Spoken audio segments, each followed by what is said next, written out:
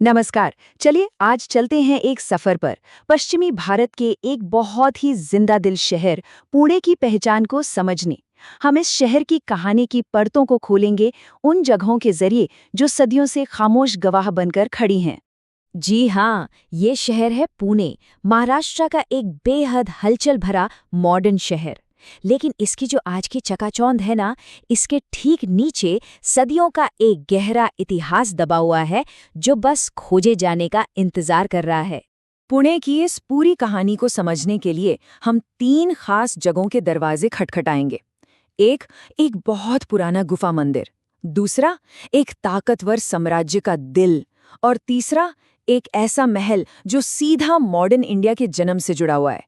ये तीनों जगहें पुणे की कहानी के तीन सबसे जरूरी पन्ने हैं।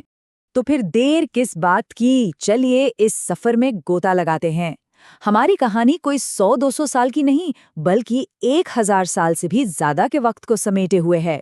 ये हमें पुणे की प्राचीन जड़ों से लेकर आज के भारत की बुनियाद तक ले जाएगी। तो हमारा पहला पड़ाव हमें ले चलता है पुणे की एकदम शुरुआत में, उसकी आध्यात्मिक जड़ों तक।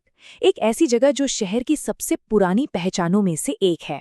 जरा सोचिए, आज से लगभग 1300 साल पहले कारीगरों ने सिर्फ अपने हाथों से एक पूरी की पूरी चट्टान को तराशकर ये अद्भुत मंदिर बना दिया।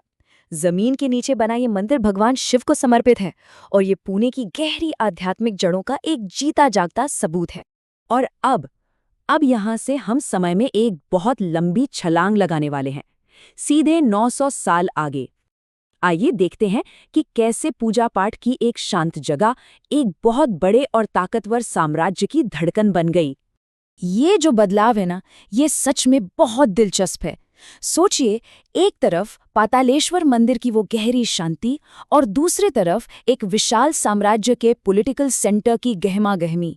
ये पुणे के सफर में एक ऐसा मोड़ था जिसने शहर को हमेशा हमेशा के लिए बदल कर रख दिया।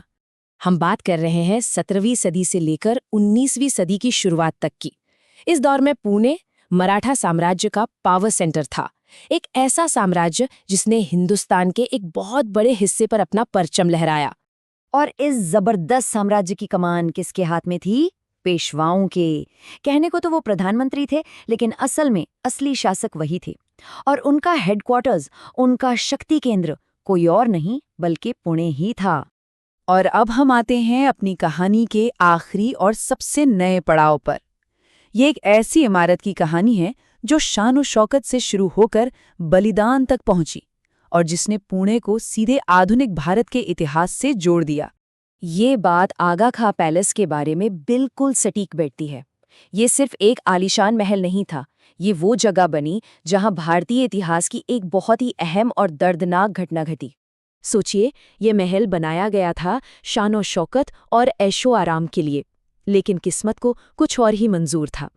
भारत की आज़ादी की लड़ाई के दौरान यही महल महात्मा गांधी और उनके साथियों के लिए एक जेल बन गया, और आज ये जगह गांधी जी को समर्पित एक पवित्र स्मारक है, और इसके शांत बगीचों में उनकी राख को भी सहेज कर रखा गया है।